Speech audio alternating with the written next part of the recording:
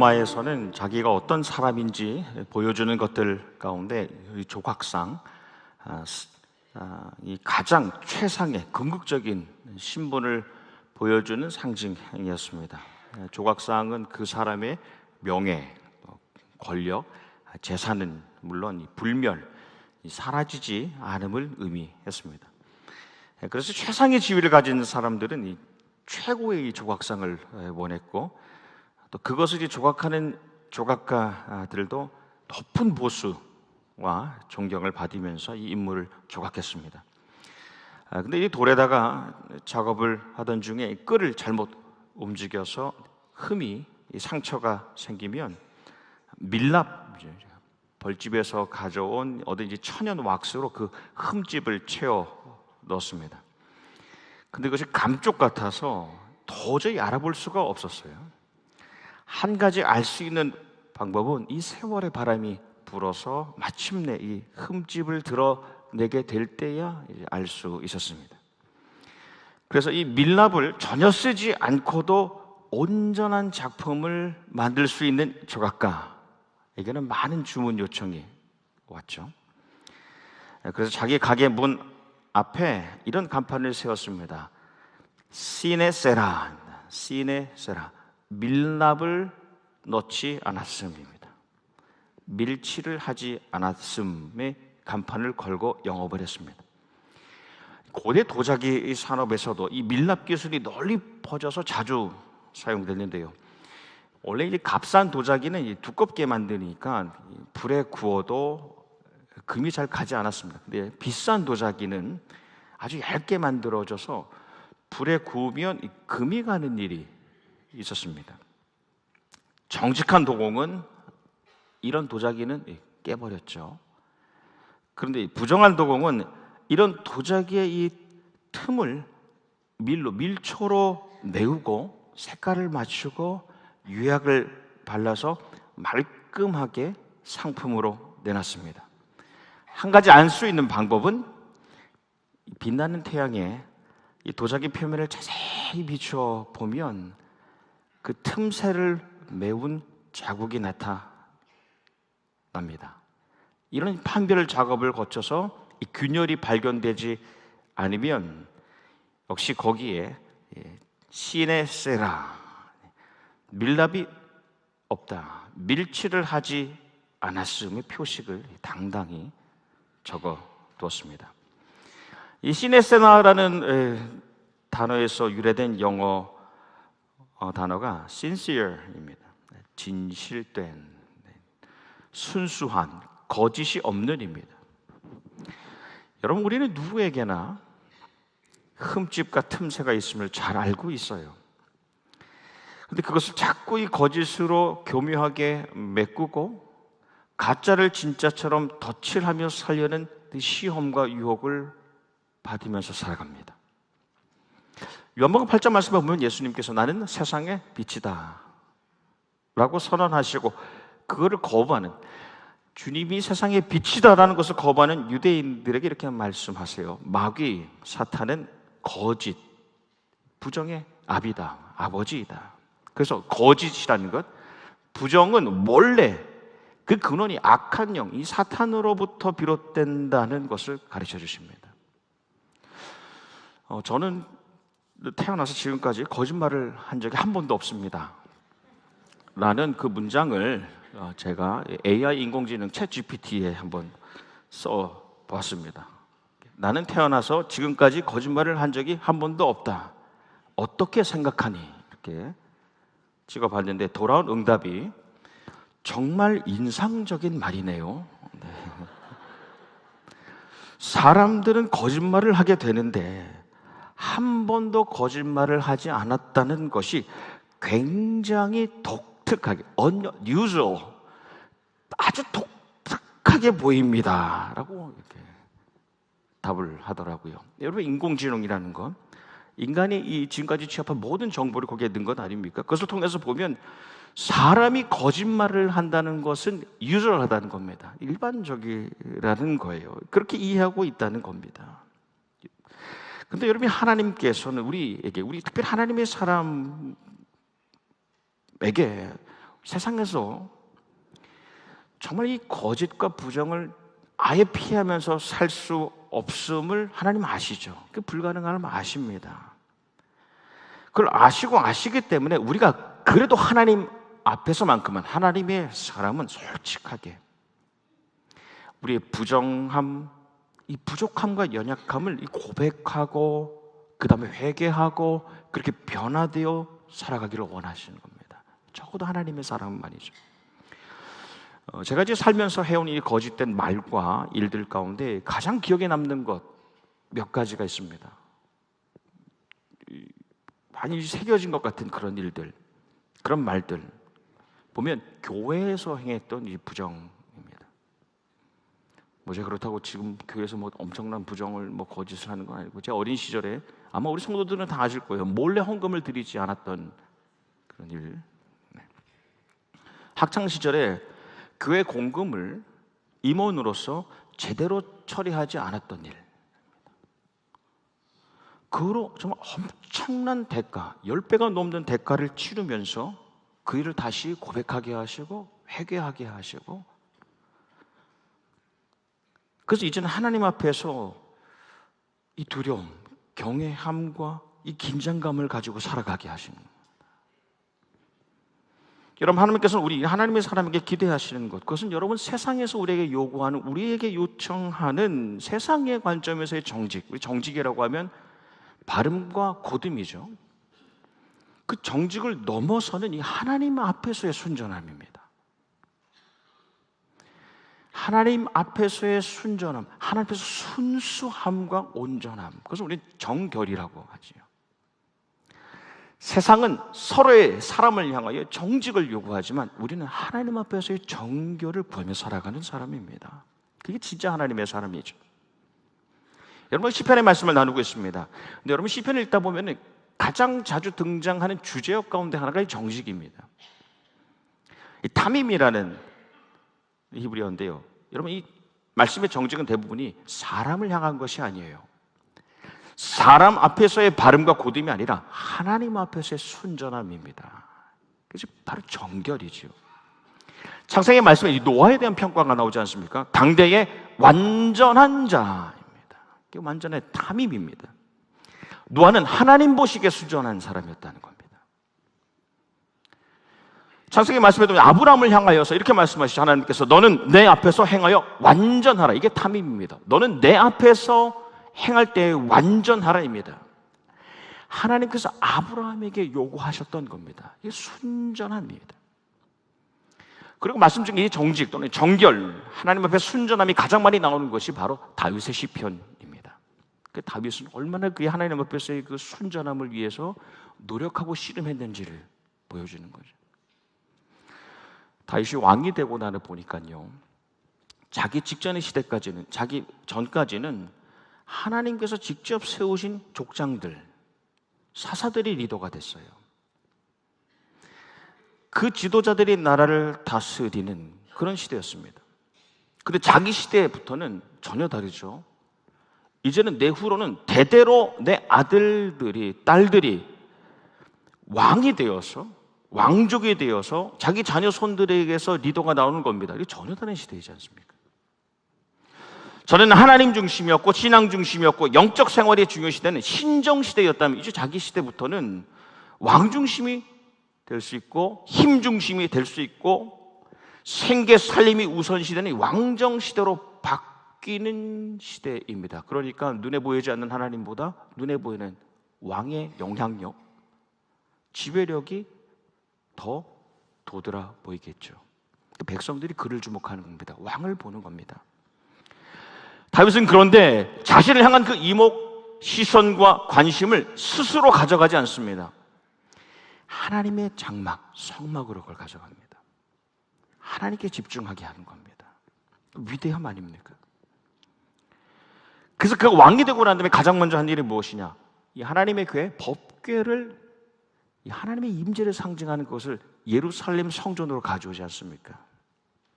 그 성소로 가져오는, 그게 가장 먼저 하는 일이에요. 근데 그 과정 안에서 우리가 잘 압니다. 수많은 이들이 죽죠. 법궤를 귀중품 정도로 여기고 자기 중심으로 자기 마음대로 그것을 다뤘기 때문에 그렇습니다. 다윗이 그것을 깨닫습니다. 하나님의 임재를 상징하는 그것은 내가 마음대로 할 수 있는 것이 아니구나. 그래서 다시 하나님 앞에서 겸비하고 정결, 하나님 앞에서 순전함을 회복합니다. 그리고 법궤를 들여오지요. 그리고 난 다음에 올려드린 찬양이 시편 24편 말씀인데요. 여호와의 산에 오를 자가 누구며, 여호와의 산에 오를 자가 누구며, 그 거룩한 곳에 설 자가 누구인가?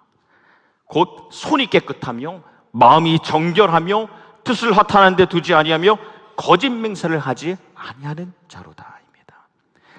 그런 막대한 대가를 치르고서 깨달은 것이 하나님이 거룩하게 하신 것,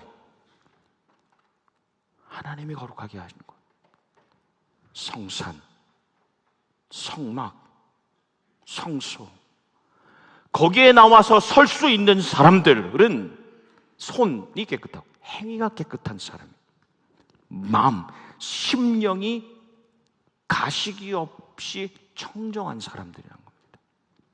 뜻, 의지가 세속적이잖아요. 허황되지 않는 하나님 앞에서 알찬 사람입니다. 뜻이 알찬 사람들. 그래서 이어지는 말씀이 그런 사람은 주님께서 주시는 복을 받고 그를 구원하시는 하나님으로부터 의롭다고 인정받을 사람이다입니다. 그럼 우리가 그런 삶을 살기로 하는 것 아닙니까? 하나님께서 인정하시는 삶. 오늘의 시편 15편 말씀을 나눴습니다. 다윗이 쓴 시로 알려집니다. 그리고 난 다음에 이스라엘 백성들이 이 시를 하나님께 찬양으로 올려드렸습니다. 언제? 제사 예배 드리기 직전에 이 찬양을 올려드렸습니다. 누가 하나님께 나와 참 예배를 드릴 수 있는가입니다. 다 예배자로 나오지만 누가 정말 하나님께 나와 진짜 예배를 드릴 수 있느냐 말입니다. 역으로 보면 하나님께서는 누가 드리는 예배를 기꺼이 받으시는가 아닙니까? 말씀은 하나님의 성산, 거룩한 산이죠. 시온산입니다. 하나님의 성막, 예루살렘 그 성소에 있는, 그 거룩한 집에 있는 성막에 머물러 있는 자, 정말 하나님이 원하시는 예배자, 하나님이 원하시는 예배자의 10가지 기준을 말하고 있습니다. 그래서 오늘 말씀 1절에서 5절은 10가지 기준이 나오는데 5가지는 해야 될 일들이고 5가지는 하지 말아야 될 일입니다. 그는 하나님 앞에서 정결, 순전한 삶을 사는 사람, 공의 올바른 일을 하는 사람, 진실 솔직한 말을 하는 사람, 하지만 타인을 정죄하지 않는 사람, 이웃에게 피해를 주지 않는 사람, 친구를 욕하지 않는, 비방하지 않는 사람, 악인을 무시하며 떠날 줄 아는 사람, 하나님을 경외하는 사람을 귀하게 여기는 사람, 약속은 신실하게 지키는 사람, 재물을 부정하게 경영하지 않는 사람입니다. 5가지. 이런 삶을 살려느니 마지막 말씀에 보면 영원히 흔들리지 아니하리라입니다. 그런데 여러분, 하나님께서 원하시는 예배자, 주의 성막과 성산에 와서 올라서 머물고 살 수 있는 이 예배자. 근데 보니까 이 말씀에 그가 성전으로 나오기 전에 이미 그의 손과 그의 일과 그의 말과 그의 돈과 그의 삶에 정결이 있었다는 거예요. 순전함이 있었다는 겁니다. 근데 여러분, 이것의 시작은 세상의 일상에서 오는 것이 아닙니다. 그 첫 시작은 하나님 앞에서 하나님의 성전, 하나님의 성산, 이 교회에서 그 정결함이 회복되고 선제되고 난 다음에 그것이 일상으로 이어져서 세상에서도 세상이 말하는 정직과 성실과 청렴의 기준을 넘어서게 된다는 겁니다. 이 정결함은 이곳에서 시작되는 거예요. 그 세상에 나가서 그렇게 살다가 역시 그런 정결함, 순수함을 가지고 주님의 전으로 나오는 겁니다. 그러니까 우리 일상과 성전과 교회와 세상의 사이에 이 정결, 이 순전함이 항상 채워져 있고 이어져 있는 겁니다. 시편 112편 2절 말씀에 그의 후손이 이 땅에서 강성하며 정직한 자들의 후손에게 복이 있으리로다. 아멘. 귀한 약속 아닙니까? 한 나라의 왕이 있었는데요. 이제 세상을 떠날 때가 가까워서 내 신하들 중에 한 사람, 진실된 사람, 신실한 사람, 거짓이 없는 사람에게 물려줘야 되겠다. 내 딸과 나라를 줘야 되겠다라고 결심했습니다. 그래서 하루는 이 신하들을 다 불러서 씨앗을 줬어요. 잘 심고 키워서 아름다운 꽃을 만들어 오시오.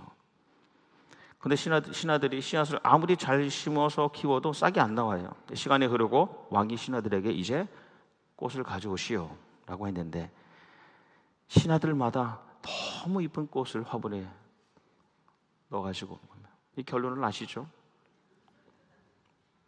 근데 한 신하, 단 한 명, 많은 신하 가운데 한 신하가 빈 화분을 가져옵니다. 근데 왕이 이쁜 꽃이 담긴 그 화분을 가져온 신하들을 질책하지요. 내가 준 씨앗은 물에 삶았던 씨앗인데, 물에 삶았던 씨앗이라는 거예요. 이렇게 거짓 없이 진실되게 빈 화분을 가져온 그에게 모든 것을 주겠소. 이 하나님의 마음 아닙니까? 여러분, 장차 이 나라에 부정한 이가 왕의 자리에 앉으면 그 나라의 백성들이요, 오히려 빈 화분을 가지고 오는 사람들을 무시하기 시작합니다. 공동체가 그래요. 리더가 하나님 앞에서 순수함을 간직하려고 노력하고 치열하게 씨름하지 않으면 어느새 공동체의 이 구성원들은요, 다들 이쁜 곳을 거짓으로 가지고 옵니다. 하나님 앞에서 순전한 이들이 공동체에 세워지면 서로 속고 속이는 악순환이 끊어집니다. 그 정결한 영적인 분위기가 만들어집니다. 그 공동체가 살아나는 거예요. 나라가 살고 민족이 살고 교회가 살고 가정이 살아납니다. 여러분, 여호수아 백성들이 가나안이 약속의 땅에 들어갑니다. 그리고 우리가 잘 아는 대로 여리고라는 정말 견고한 대성을 무너뜨리죠. 연승할 줄 알았는데 아이라는 작은 섬에서 패합니다. 멈춰서요. 그전에 하나님께서 거듭하여 말씀하신 것이 있었습니다. 너희가 승리하면 반드시 헤렘, 진멸하라는 겁니다. 부정한 것을 완전히 없앰으로 나를 경외함을 보이라는 겁니다. 근데 실패하잖아요. 한 사람이 실패하잖아요. 아간이 전리품이 그렇게 많아요. 엄청 많은데 그건 아주 일부입니다. 좋은 브랜드 옷 한 벌하고 금하고 은 감춥니다.